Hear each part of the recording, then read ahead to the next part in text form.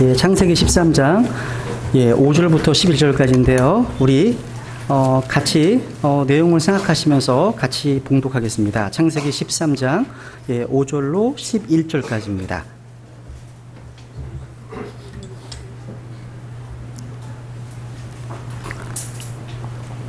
같이 읽겠습니다. 시작.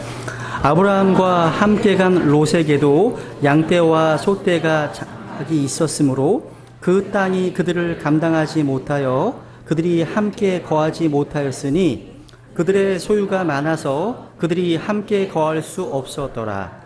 아브라함의 가축의 목자들과 롯의 가축의 목자들 사이에 다툼이 일어났고 또 그때에 가나안 족속과 브리스 족속도 그 땅에 거하였더라. 아브라함이 롯에게 이르되 우리는 형제라.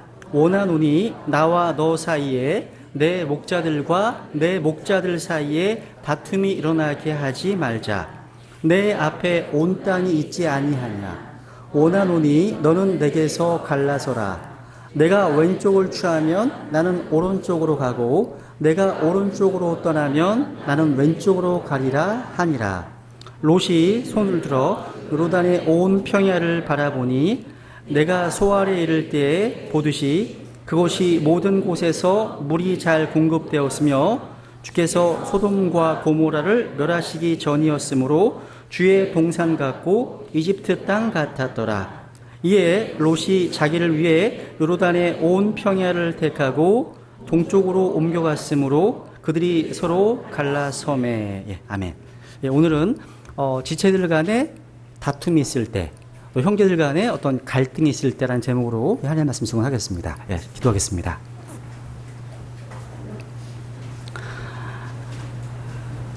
은혜와 진리가 충만하신 살아계신 주 하나님, 주님의 은혜에 감사를 드립니다. 주님께서 자신의 보배로운 피로 구원해 주신 시리즈를 불러 모아 주시고 이 악한 세상 구분시키셔서 거룩한 회중으로 하나님께 나오게 하셨습니다. 이 시간 저희들 하나님께서 자신의 모든 이름 위에 드높이신 하나님의 말씀에 경청하기 원합니다. 심히 연약하고 부족한 지체가 하나님의 말씀을 증언할 때 주영으로 충만하게 채워주셔서 하나님의 백성들에게 이 하나님의 놀라운 말씀을 하나님의 능력으로 선포할 수 있도록 붙들어 주시기를 간절히 간구드립니다. 또 이 말씀 듣는 모든 지체들이 하나님의 말씀으로 또 새롭게 되어지고 속사람이 강건케 되어지고 믿음이 더해지고 또 이 말씀들을 삶에 적용함으로 열매로 하나님을 영화롭게 할 수 있도록 인도해 주시옵소서. 이 모든 말씀을 우리를 사랑하시는 존귀하신 주 예수님의 이름으로 기도드렸습니다. 아멘. 오늘 이 설교는요, 저희 교회가 이제 작년 3월에 창립한 이후에 이제 거의 1년 6개월이 되었습니다. 그죠?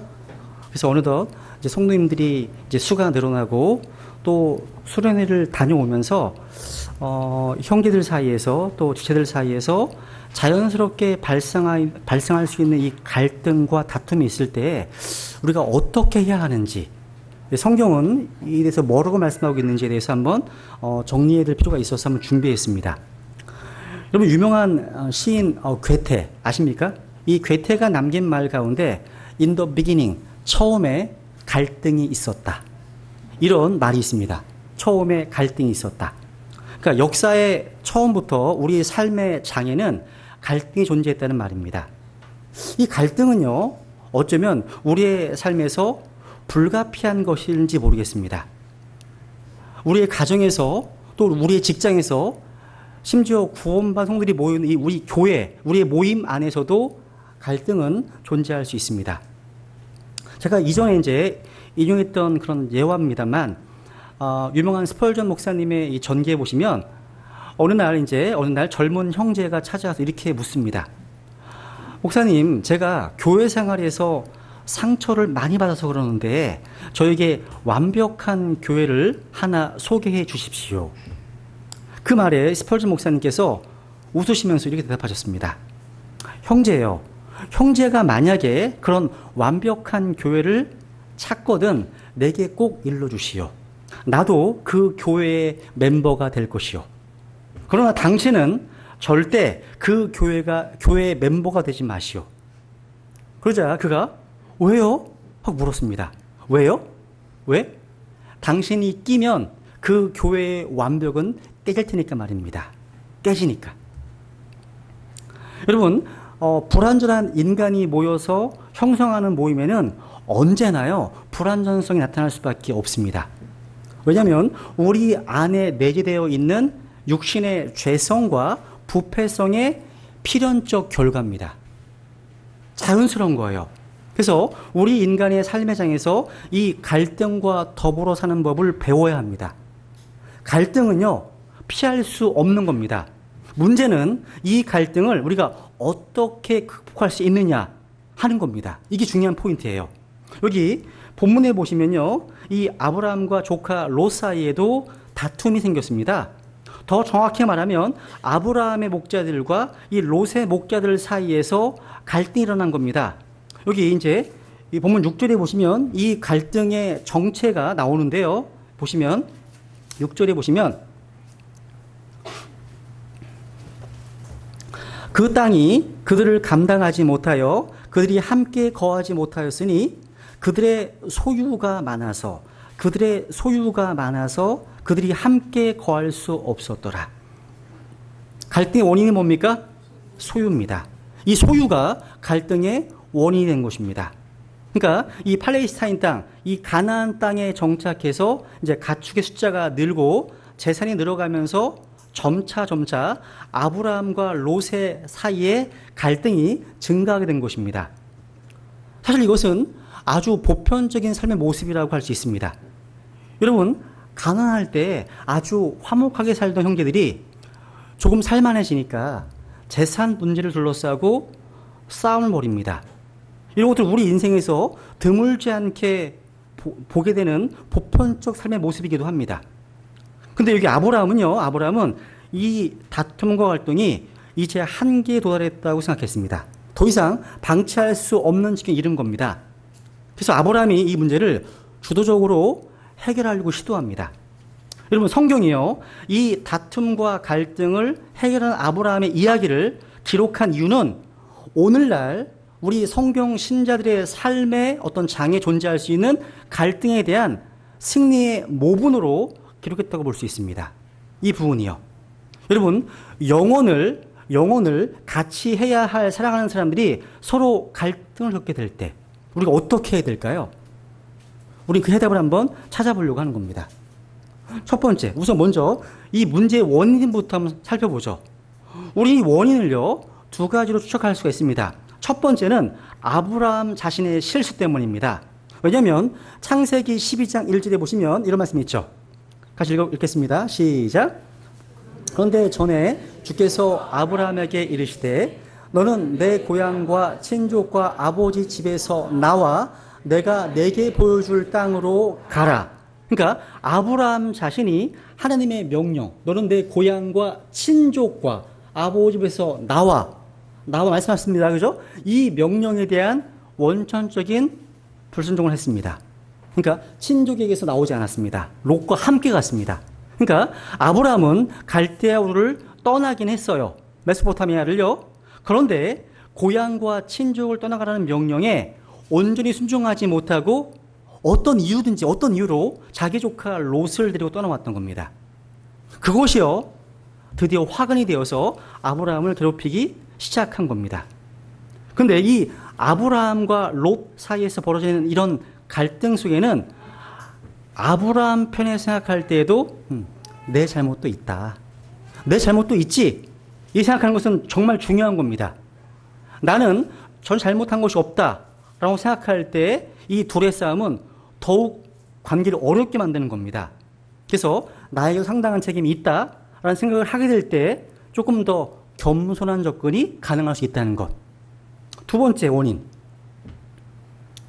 같이 내려가잖아요. 그죠? 아브라함과 롯을. 두 번째 원인. 아브라함과 롯이 둘 다 부유해졌기 때문입니다. 여러분, 부유해진다는 것이 꼭 좋은 것만은 아닙니다. 그렇다고 부자가 되는 것이 나쁜 것도 아니에요. 이 부유함이 나로 하여금 하나님을 더 잘 섬기게 하고 또 내 주변의 지체들을 돕게 만드는 상황이 된다면 이 부유함은 물론 축복이 될 수 있습니다. 그런데 이 부유함 때문에 하나님에게서 점점 멀어져 가고 있다면, 또 사랑했던 이들과 그 관계가 좀 뒤틀리는 어려움을 가져온다면 그 부유함은 오히려 저주일 수밖에 없을 겁니다. 본문에서 이 두 사람은 둘 다 부자가 됩니다. 근데 이들이요, 자기들의 노력과 힘으로 부자가 되면 괜찮은데 이 부는요, 불로소득의 부를 얻게 된 겁니다. 창세기 13장에 보시면요, 이렇게 시작합니다. 1절, 2절. 아브라함이 자기 아내와 자기의 모든 소유와 자기와 함께한 롯과 더불어 이집트에서 올라와 남쪽으로 들어갔는데 아브라함에게 가축과 은과 금이 심히 풍부하였더라. 여러분, 성경을 통독하신 분들은 아브라함이 이 풍부한 그 재산 어디에서 얻었습니까? 재산을요? 예? 예? 아내? 아, 그렇죠. 예. 어디에서? 이집트에서. 맞습니다. 그러니까 자기의 아내 사라가 아내임을 숨기고 파라오에게 바친 대가로 많은 재산을 얻게 된 겁니다. 그러니까 이 불로소득의 어떤 부요가 생기자 어쩔 줄 모르는 거예요. 여러분, 우리나라에 보면요, 땅을 가지고 있다가 갑자기 부자가 된 사람들이 있어요. 이분들은 부를 관리할 수 있는 능력이 없어요. 근데 이런 분들이 부유해졌어요. 그때 도덕적인 타락과 인간관계의 위기가 찾아오는 것을 종종 듣게 됩니다. 이런 부자들을 가리켜서 뭐라고 불러요? 우리는요? 졸부라고 해요. 졸부. 그러니까 졸지의 부자가 되었다. 이런 뜻입니다. 이렇게 갑자기 부유해짐으로 인해서 오히려 이 재산 문제가 아브라함과 롯 사이에 심상치 않은 어떤 인간관계의 갈등이 시작된 겁니다. 여러분, 얼마 전에 자식이 로또에 당첨이 돼서 어머니를 내쫓았습니다. 이런 페르네 보도를 보셨습니까? 비슷한 거예요. 근데 여기 나오는 오늘 13장 본문에 보시면 좋은 결론을 맺고 있습니다. 그것은 아브라함이요, 이런 인간관계의 갈등을 믿음으로 하나님의 사람답게, 성경 신자답게, 그리스도인답게 잘 해결했다는 뜻입니다. 이 성공은요, 이집트에서의 실패 다음에 오는 승리이기 때문에 더 값진 겁니다. 사실 우리 주변에는요, 문제가 전혀 없기만을 바라는 이상주의자들이 종종 있습니다. 이런 분들에게는 이 세상이 적합한 세상이 되지 못합니다. 이 세상은 어차피 문제투성이의 세상이기 때문입니다. 문제가 없기만을 바라는 사람들은 계속해서 보따리를 싸서 도피하는 길밖에 달리 생존의 방법이 없습니다. 문제는 어디에나 다 있어요. 어느 상황 다 찾아옵니다. 근데 문제는 그 문제를 어떻게 다루느냐, 여기 달려 있습니다. 문제가 있음에도 불구하고 그 문제를 통해서 나를 돌아보고 나를 성숙하게 만드는 기회로 받아들이고 주님께서 주시는 그 지혜로 말미암아 대처한다면 영적으로 많은 교훈을 얻게 되고 성장할 수 있는 계기가 될 수 있습니다. 그 문제를 통해서요. 그러면 이 본문에서 아브라함이 어떻게 문제를 다루는지 한번 보세요. 이런 싸움이 났잖아요. 그죠? 문제 해결을 위한 아브라함의 방법. 첫 번째, 아브라함은 자기가 먼저 상대방을 찾아가서 대화를 시작했습니다. 그래서 창세기 13장 8절에 보면 아브라함이 롯에게 이르되 말씀합니다. 여러분, 인간관계에 문제가 생기기 시작할 때 흔히 보편적으로 나타나는 현상은 대화의 중단입니다. 그러니까 피차의 침묵을 지킵니다. 이건 차라리 아마 냉전이라고 말할 수 있습니다. 부부 사이에서도 이런 냉전이 종종 있지 않으십니까? 화가 나면 입을 다물어 버립니다. 누가 먼저 말을 시작하느냐는 이게 참 쉽지가 않은 것 같아요. 저희 집 같은 경우에는 언제나 제가 먼저 가서 빕니다. 근데 왜 서로 이야기하지 않습니까? 당신이 먼저 빌어야지. 당신이 먼저 빌어야지. 이건 자존심입니다. 자존심입니다. 항상 이것 때문에 문제가 생기는 거예요. 근데 여기서 침묵은 해결이 아니라는 사실을 배웁니다. 그것은 문제의 회피에 불과해요.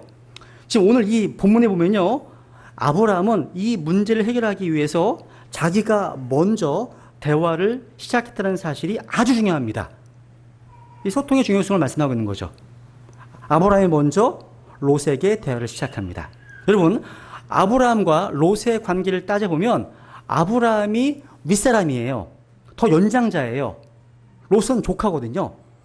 전통적인 동양 문화 양식에 따르면 잘못의 여하를 불문하고 아랫사람이 윗사람에게 먼저 와서 빌어야 합니다.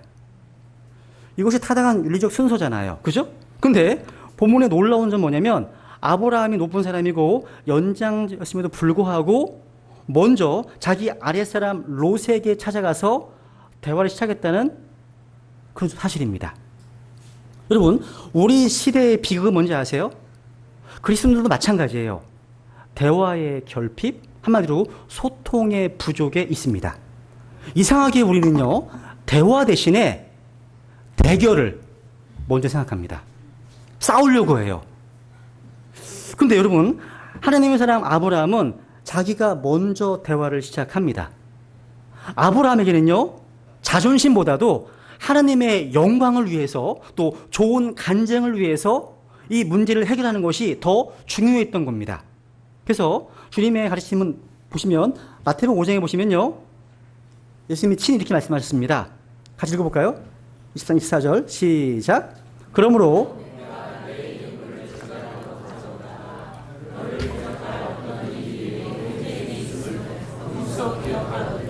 내 예물을 거기에 제단 앞에 두고 내 길로 가서 맨 먼저 내 형제와 화해하고 그 뒤에 와서 내 예물을 드리라. 우리가 예배 드릴 때 항상 뭐부터 시작합니까? 하나님 앞에 자백하고 시작하지 않습니까? 그 이유가 있는 거, 이 말씀이에요. 누군가 사랑하지 못하는 지체가 있다면 자백하셔야 됩니다. 그리고 예배를 드려야 되는 거예요. 그래야 하나님 받으신다는 거죠. 그죠? 그러니까 여기 있는 형제가 자기에게 찾아올 때까지 기다리라 말씀하지 않으셨습니다. 상대방이 항복하고 들어올 때까지 기다리라고 말씀하지 않으셨습니다. 주께서는요, 우리가 먼저 화해자가 되기를 원하십니다. 이 말씀을 주신 예수님은요, 만물을 창조하신 창조주 하나님이십니다. 이분은 아무런 죄가 없음에도 불구하고 우리를 찾아오셨습니다. 죄인들을 찾아오셨습니다. 임마누엘. 그래서 우리의 모든 죄와 허물과 실수를 다 담당하시고 누가복음 23장 34절에 보시면 이분은 십자가에서 이렇게 말씀하십니다. 아버지여, 저들을 용서하여 주옵소서. 저들은 자기들이 하는 일을 알지 못하나이다. 라고 우리를 향한 용서와 사랑을 선포하셨습니다. 이 주님 모습을 여러분 기억하십니까? 이분이 저와 여러분의 주님이시라면 우리는 왜 먼저 화해자가 될 수 없습니까? 왜 먼저 찾아가지 않습니까? 왜 먼저 무릎 꿇지 못하십니까? 주님도 이렇게 하셨는데요. 주님도요. 화평케 하는 자들은 복이 있나니 그들이 하나님의 아이들이라 불릴 것이기 때문이요. 주님 이렇게 말씀하셨습니다. 여러분, 믿지 않는 사람들이 우리가 예배를 열심히 드린다고 해서 감동받겠습니까? 우리가 기도를 열심히 한다고, 오래 한다고 감동받겠습니까? 미쳤네. 이렇게 생각하겠죠. 이분들이요. 그런데 우리가요, 누군가 용서하지 못할 사람들을 용서하고 사랑을 실천할 때 그들은 압니다. 아, 그리스도인이구나. 아브라함은요, 먼저 찾아갔습니다. 그리고 대화의 문을 열었다는 겁니다. 두 번째. 아브라함은요, 이 갈등 해결하기 위해서 더 중요한 것에 초점을 맞추었습니다. 우리 이 부분을 배우고 삶에 적용해야 합니다. 우리가 어떤 문제나 갈등에 휘말리게 되면 우리가 일어날 수 있는 최대의 비극이 뭐냐면 우리 삶의 그 빅픽처, 아주 큰 그림을 놓칠 수 있다는 거예요. 그러니까 그 갈등에 빠져버린 나머지 더 중요한 것을 보지 못합니다. 나를 향한 인생의 궁극적인 목표와 소명을 잃어버릴 가능성이 있다는 것이 이게 진짜 염려할 일입니다. 그걸 잃어버린다는 거예요. 우리는요, 문제에 부딪히게 되면 그 문제에 집착할 가능성이 있어요. 거기에 함몰돼 버려요. 나를 향한 부르심을 잊어버립니다. 문제에 집착하다 보면요, 문제 속에 빠져버립니다. 문제 속에 빠져서 허우적거리게 되는 겁니다. 이게 정말 더 큰 문제라는 겁니다. 그래서 우리는요, 갈등이 일어날 때 이 갈등에서 좀 벗어나서 큰 그림을 봐야 됩니다. 지금 이 순간 내 삶에 있어서 더 중요한 문제가 뭘까? 또 더 중요한 가치가 뭘까? 또 내가 붙들고 나아가야 할 궁극적인 부르심이 뭘까? 더 중요한 인생의 소명이 무엇인가? 여기에 초점 맞출 필요가 있다는 겁니다. 여기 본문 8절에 보시면 제 마음속에 하나의 포인트가 있습니다. 아브라함의 고백을 들어보세요. 창세기 13, 8절에 보세요. 아브라함이 롯에게 이르되, 그 다음 우리는 형제라. 밑줄, 우리는 형제라. 원하노니 나와 너 사이에, 내 목자들과 내 목자들 사이에 다툼이 일어나게 하지 말자. 우리는 누구라고요? 형제. 그러니까 아브라함은요, 형제 관계라고 하는 더 중요한 이슈에 초점을 맞춘 겁니다. 물론 세속적 가치관에서 볼 때는요, 뭐니 해도 머니가 가장 중요하겠죠. 돈이 더 중요하다고 우기될지 모르겠습니다. 형제관계 뭐가 중요해. 돈이 최고지. 그래서 형제관계를 단절히 버릴 수도 있겠습니다. 세상에서는요. 이거는 세상의 가치관이죠. 근데 우리가요, 하나님의 왕국의 가치관을 수용하고 살아가는 하나님의 자녀라면, 성경을 믿는 성경 신자들이라면 적어도 돈의 지배를 받을 수는 없습니다. 그보다도 중요한 가치를 붙들어야 됩니다. 뭐예요? 이것이 형제들 간의 관계가 얼마나 중요한가. 이 관계를 나는 상실할 수 없다. 이런 걸 가져야 한다는 겁니다. 형제관계. 여러분, 더 중요한 것은요, 이 본문에는 직접적으로 나타난 건 아니지만 이 본문에 암시하고 있는 아주 중요한 포인트가 있어요. 아브라함이 이렇게 행동하게 한 배경이 나와요. 7절 중요한 게 있습니다. 같이 읽어보겠습니다. 시작. 아브라함의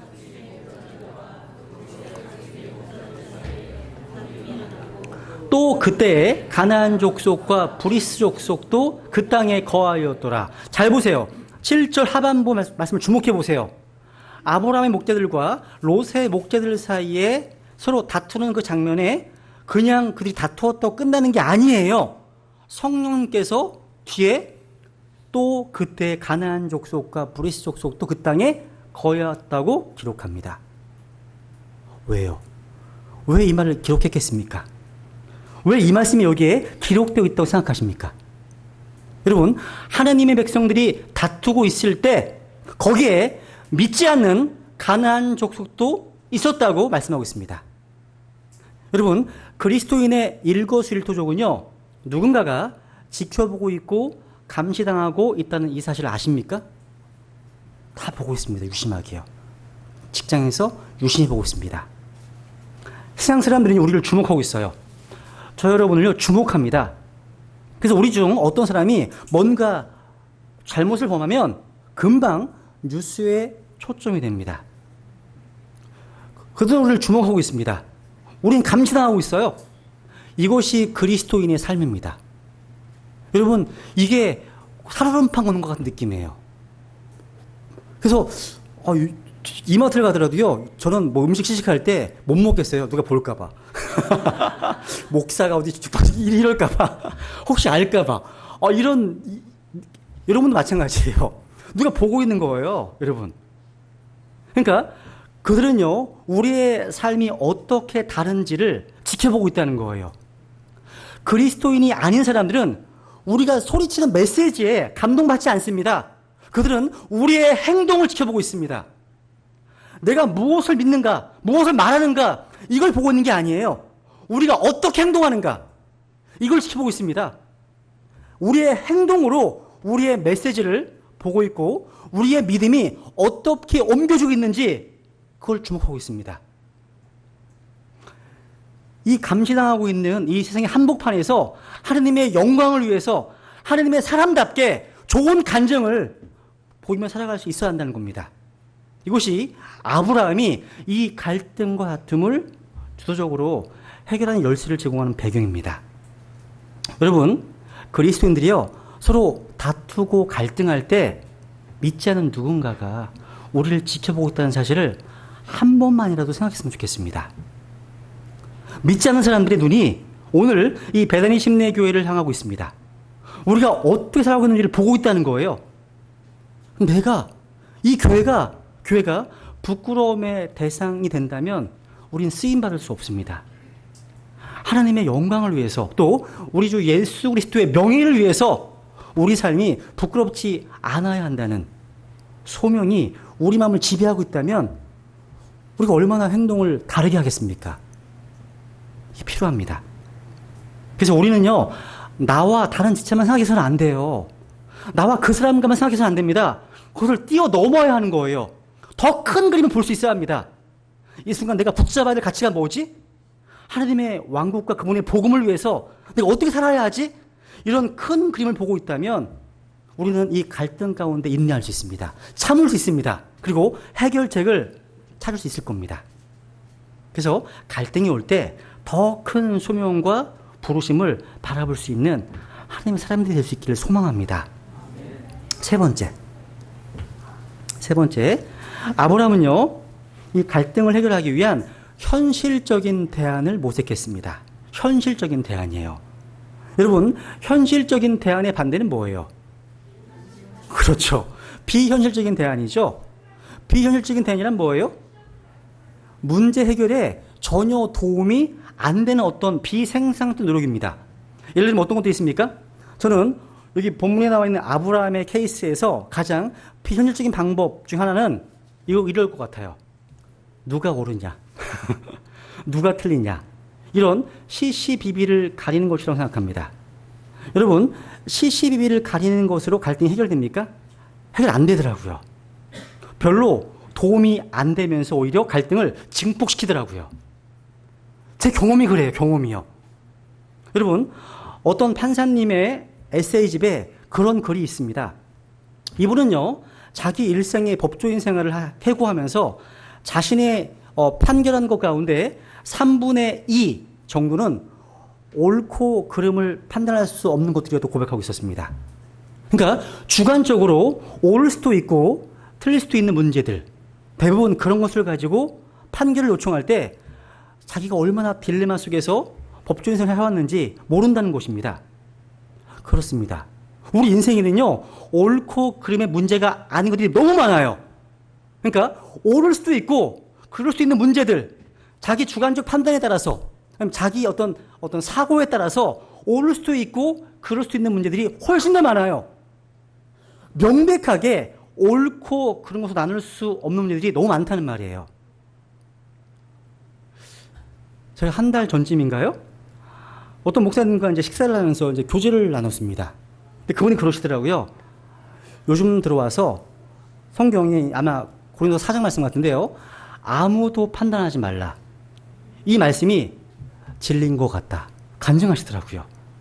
한 사람에게서 들을 때하고 양 당사자에게 이야기를 들을 때 그동안 자신이 판단한 것이 너무 빗나가 있었다는 사실을 말씀하시면서 고백하시는 것이었습니다. 그러니까 이게 진리의 문제였다면, 교리의 문제였다면 하나님의 말씀을 통해서 옳고 그름을 나눌 수 있지만 우리의 삶, 실질적인 삶과 관련된 문제에서는 함부로 판단하지 않는 것이 지혜롭다는 것을 발견하게 된 겁니다. 여러분, 탈무드에 이런 이야기가 나와요. 너무 공감이 돼요. 그러니까 두 젊은이 사이에 갈등이 생겨가지고 유태인 랍비를 찾아갔습니다. 그리고 자기들의 입장을 호소합니다. 그러더니 그 랍비가 한 사람씩 따로따로 와서 얘기하라고 합니다. 그래서 첫 번째 사람이 와서 자기 문제를 쭉 얘기했습니다. 다 듣고 난 랍비가 You are right. 당신 말이 옳다고 이렇게 말했습니다. 그 다음에 두 번째 청년이 와서 자기 입장에서 쭉 이야기를 또 했습니다. 다 듣고 난 랍비가 당신 말이 옳소 또 말했습니다. 그러자 그 이야기를 뒤에서 듣고 있던 랍비의 아내가 아니 두 사람 다 옳다고 하면 도대체 당신 판단은 뭐란 말이요? 그러니까 랍비가 자기 아내를 바라보면서 그렇네? 당신 말이 옳소 대답했답니다. 이게 이런 걸 좀 많이 느껴요. 솔직히 저는요. 사실 교리적인 내용이 아닌 실질적인 삶 관련해서 옳고 그름의 문제는 쉬운 문제가 아니더라고요. 듣다 보면, 그렇네. 그렇네. 일이 진짜 많아요. 많습니다. 사실, 하나님의 일을 하는 사람들끼리도 이런 갈등을 경험할 수 있습니다. 여러분, 사도행전에 보시면요. 바나바와 바울이 같이 전도 여행을 타다가 아주 심한 갈등을 빚게 되었습니다. 사역자들끼리요. 마가 요한이라는 청년이요. 아마 전도 여행을 하다가 무단 이탈을 했습니다. 아마 향수병이 있었는지 고향으로 간 것 같아요. 평소 아주 단호하고 엄격한 사람이면서 목적지향적인 바울은 이렇게 성취하지 못한 사람을 데리고서 하나님의 사역을 한다는 것 좋지 못하다고 데리고 가지 말자는 것이었습니다. 이 바울의 관점이었어요. 바나바는요. 아니 이런 사람들을 좀 받아주고 이런 사람의 상처를 치료해 주는 것이 이게 믿음이 아니겠냐고 데리고 갈 걸 주장했다는 거예요. 그리고 이 문제 때문에 둘이 싸우게 되었고 갈라섰습니다. 여러분 누가 옳습니까? 바울이 옳습니까? 바나바가 옳습니까? 대답해 보세요. 그 사도행전에는 안 나와. 누가 옳은지 안 나옵니다. 근데 바나바적인 사람은 바나바가 옳다고 말할 것이고 여기 계신 바울적인 사고를 가진 사람들은 바울이 옳다고 말할 겁니다. 근데 이거 제가 볼 때 옳고 그름의 문제가 아니에요. 여러분 모디와 생키라고 아세요? D.L. 모디와 생키?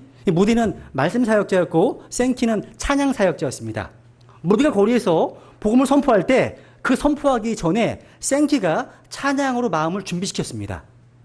근데 어느 날 이제 다른 지역으로 가야 되는 상황이 벌어졌어요. 기차를 타는데 모디는 굉장히 비싼 1등 칸으로 갔습니다. 생키는 3등 칸으로 가는 거예요. 가장 싼. 생키는 저는 하나님의 돈을 아끼겠습니다. 멋있지 않아요? 모디는 어떻게 되는지 아십니까? 저는 하나님의 사람을 아끼겠습니다. 1등 칸 갔습니다. 누가 맞아요? 둘 다 생각의 차이입니다. 저도 앞으로 1등 칸 가려고요. 농담입니다. 네. 이게 이런 옳고름의 차이가 아니라는 거예요. 그러니까 어떤 생각, 관점의 차이인 것 같아요. 그죠? 이런 유연한 상과가 필요하다는 거죠. 그러니까 이런 것들을 가지고서 뭔가 옳으냐 그러냐 접근하면 저에게 물으면 저는 어려워요. 두 분 다 들으면 다 맞아 보거든요. 다 이해가 되거든요. 근데 사실 나중에 바울이요. 이 마가를 데리고 오라고 얘기합니다. 내게 유익하다고. 아마 바나바가 맞은 것 같습니다. 느낌은. 근데 여러분, 항상 나는 옳고 다른 사람은 잘못이다. 이런 전제에서 또 인간관계를 형성한 사람들이 있습니다. 이게 문제예요. 즉 어떤 심리학자가 쓴 책의 책 제목이 이런 거예요. I'm okay and you are okay. 그러니까 나도 옳고 당신도 옳다. 이런 유명한 책이 있어요. 그러니까 나도 옳고 당신도 옳을 수 있다. 이것은 건강한 사람입니다. 건강한 사람입니다. 나도 틀릴 수 있고 당신도 틀릴 수 있다. 이것도 또한 건강한 사람입니다. 근데 문제는 나는 옳은데 너는 틀렸다는 거예요. 요거는 항상 자기가 정의의 잣대입니다. 다른 사람은 항상 불의하다고 생각합니다. 그러니까 단순한 어떤 방법론의 차이나 주관적 해석을 가지고 자기는 정의고 다른 사람은 항상 불의인 거예요. 그래서 항상 어떤 정의감을 가지고 다른 사람들을 공격하고 비판하고 파괴하는 그런 분들이 종종 있어요.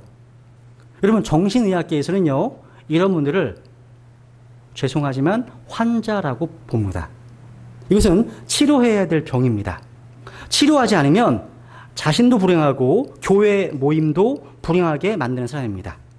아니면 이런 분들은 같은 생각을 가진 사람끼리 살면 돼요. 그러면 속하면 되는 거예요. 이건 건강한 삶의 모습이 아니라는 겁니다. 우리는 누구나 잘못할 수 있습니다. 동의하십니까, 여러분? 다 틀릴 수 있어요. 저도 잘못할 수 있습니다.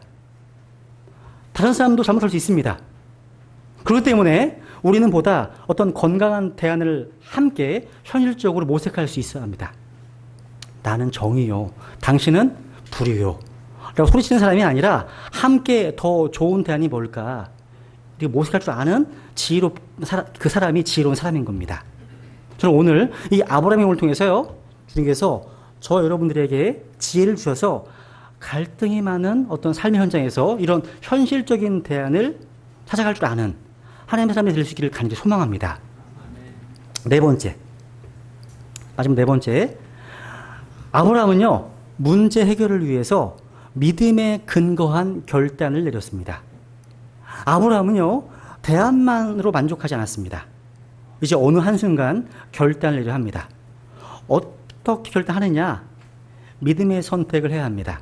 근데 믿음의 선택은 어떤 거예요? 아브라함의 선택입니다. 롯의 선택은 육신적 선택입니다. 우선 창세기 13장 9절을 보세요. 13장 9절. 여기. 아브라함이 먼저 롯에게 선택권을 주었습니다. 참 너무 훌륭해요. 읽어보세요. 시작. 내 앞에 온 땅이 있지 아니하냐? 원하노니 너는 내게서 갈라서라. 내가 왼쪽을 취하면 나는 오른쪽으로 가고 내가 오른쪽으로 떠나면 나는 왼쪽으로 가리라 하니라. 그러니까 지금 아브라함이 먼저요, 롯에게 선택을 줬다는 거예요. 내가 왼쪽을 취하면 나는 오른쪽 가겠다. 네가 오른쪽 가면 나 왼쪽으로 가겠다. 즉 모든 것을 내려놓고 하나님께 맡긴 거예요. 지금 여기서부터 믿음의 선택이 시작된 겁니다. 사실 아브라함이요, 롯에게 한 제안은 굉장히 은혜롭고 아름다운 겁니다. 여러분, 두 사람 가운데 윗사람이 누구라고요? 아브라함이었습니다. 그리고 아브라함은요, 하나님께서 이 땅을 주시겠다는 약속을 받은 당사자였어요. 12장에 나오잖아요. 그럼에도 불구하고 이 아브라함은요, 자신의 모든 권리를 내려놓고 겸손과 온유와 오래 참음으로 롯을 대했습니다. 내 앞에 온 땅이 있지 아니하냐. 이 말 주목해 보세요. 아브라함은요, 형제들 간의 다툼과 갈등을 막기 위해서 기꺼이 자기의 모든 권리를 포기했습니다. 다 내려놓았다는 거예요. 여러분, 언제 기회 되시면 이용규 선교사님이 쓰셨던 내려놓음이라는 책 읽어보세요. 굉장히 좋은 책이에요. 후속편도 나왔어요. 더 내려놓음이라는 책도 나왔어요. 저는 항상 머릿속에 내려놓음이라는 생각 항상 가지고 있어요. 여러분, 만약에 여러분, 예배당, 이 교회는 누구의 교회입니까? 하나님의 교회입니다. 장소를 찾는데 못 찾아. 찾다가 못 찾아. 안 나와. 그러면 각자 구역으로 모이시면 돼요. 다. 일요일 날. 모이다가 나오면 그때 다시 모이면 되잖아요. 그죠? 아브라함 마찬가지예요. 아브라함은요, 형제 간의 다툼 갈등을 막기 위해서 자기의 모든 걸 다 내려놓았다는 사실이에요. 우리는 여기서 예수 그리스도를 생각하게 됩니다. 예수 그리스도. 여러분, 예수 그리스도께서는요, 하나님과 동등됨에도 불구하고 자발적으로 자기의 모든 권리를 포기하고 기꺼이 종의 형체를 취하셨습니다.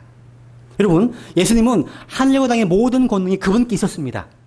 그럼에도 불구하고 그분은 도살장에 끌려가는 어린 양처럼 아무 말 없이 그 모든 것을 기꺼이 감당하셨습니다. 예수님은요, 십자가에서 12군단의 천사들을 부를 수 있는 권세를 가지고 계셨습니다.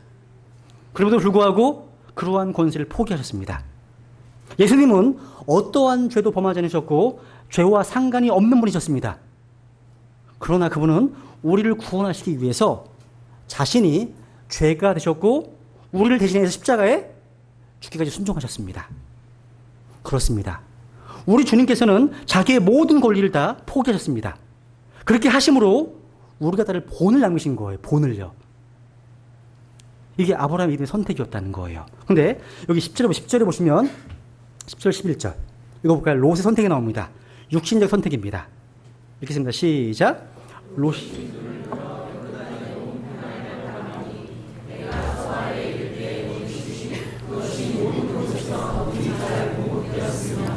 주께서 소돔과 고모라를 멸하시기 전이었으므로 주의 동산 같고 이집트 땅 같았더라. 이에 롯이 자기를 위해 요르단의 온 평야를 택하고 동쪽으로 옮겨갔으므로 그들이 서로 갈라서매.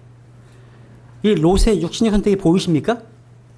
롯이 눈을 들어서 요르단의 온 평야를 바라보니 제단에 있는 곳이 아니라 평야를 바라보고 있습니다. 야, 롯이 딱 보니까 소돔과 고모라 쪽의 땅이 비옥해 보였습니다. 여기는 물도 아주 풍부하고 땅의 모양새도 아주 좋아 보였습니다. 아주 비옥한 땅 같았습니다. 그래서 롯은 소돔과 고모라 앞쪽 땅을 선택했습니다. 그러니까 롯의 선택은요, 자기 눈에 보기에 좋은 것을 선택하는 보이는 것에 의한 선택입니다. 롯은 아브라함의 제단이 있는 땅보다 눈으로 보기에 물이 풍성히 공급되고 있는 평야를 더 좋아했습니다. 롯은요, 영적인 유익에 대해서는 무관심했습니다. 오로지 육신의 일시적인 유익만을 추구했습니다.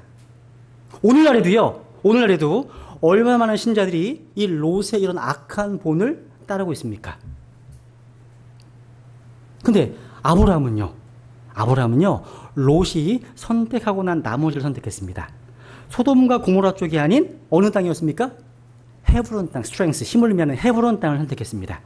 헤브론은요, 지금 현재 이 팔레스타인 땅, 팔레스타인 해방기구의 가자 지역과 붙어 있는 지역이에요. 그래서 창세기 13장 8절에 보면요, 8절에 보시면 그때 아브라함이 장막을 옮기고 가서 헤브론에 있는 마므레 평야에 거하며 거기서 주께 제단을 쌓았더라. 여러분, 헤브론 쪽에 있는 땅은요, 안 좋은 땅이에요. 헤브론은요, 지금도 별로 안 좋은 땅이라고 합니다. 근데 아브라함은 그 땅을 선택했습니다. 왜? 하나님을 신뢰하는 가운데, 믿음으로. 그래서 헤브론을 선택하고 나서 아브라함은 그곳으로 장막을 옮길 뿐만 아니라 또 뭘 했습니까? 주께 제단을 쌓았습니다. 하나님께 예배 드렸어요. 아브라함이 중요한 거는 육신의 유익이 아니라 뭐예요? 예배가 가장 중요했기 때문입니다. 이게 가장 중요한 거예요.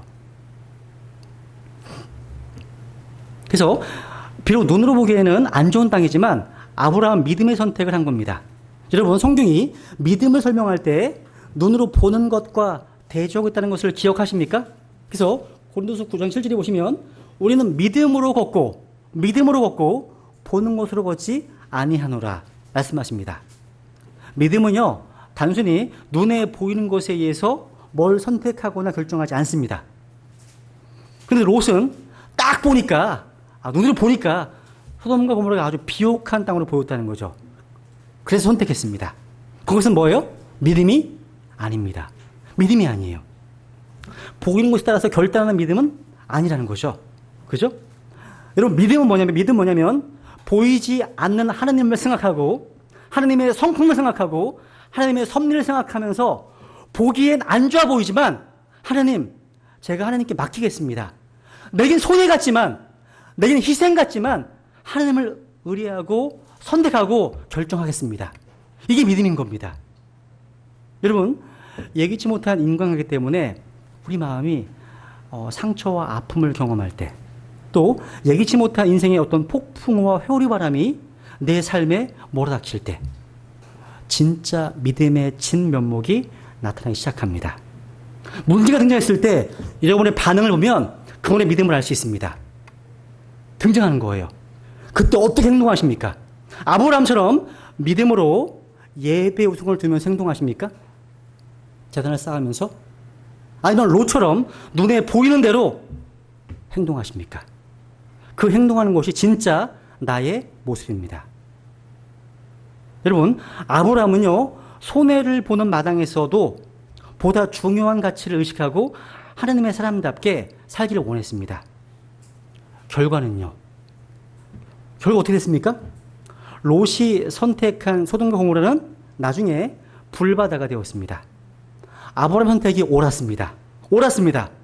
여러분, 믿음의 선택은요, 당장의 이익을 생각하지 않는 거예요. 우리는 당장의 이익과 편리함 때문에 영적으로 잘못한 선택을 할 수 있습니다. 하지만 당장의 손해가 되더라도요, 아니면 내게 좀 불리해 보이더라도 믿음으로 선택하겠다는 결단이 중요하다는 거예요. 아브라함은요, 드디어 믿음의 조상이 될 수 있었습니다.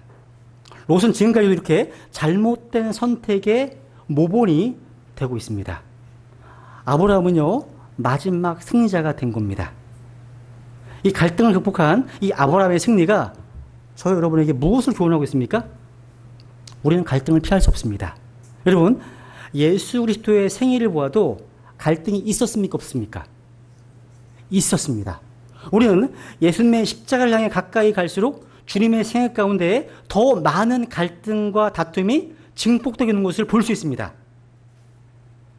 대제사장들과의 갈등, 백성의 장로들과의 갈등, 그들이 예수님을 죽이려고 모의하고 음모를 꾸미고 있는 상황이었습니다. 예수님의 입지가 계속 좁아지고 있었습니다. 예수님은 그들과 싸우지 않았습니다. 또 그들과 대결할 수 있는 어떠한 전략도 구사하지 않았습니다. 예수님은 힘이 있었습니다. 그럼에도 불구하고 그분은 가만히 계셨습니다. 그리고 십자가에 피 흘려 죽으셨습니다. 십자가에 달리시면서도 자기를 십자가에 매단 자들을 용서하시면서 십자가에 못 박히셨습니다. 원한다면 당장 십자가를 부술 수 있는 힘도 있으신 분이십니다. 전능하신 하나님이시잖아요. 그분은요. 근데 예수님은 그렇게 하지 않으셨고 그냥 십자가에 무력하게 매달리셨습니다. 여러분들을 위해서요.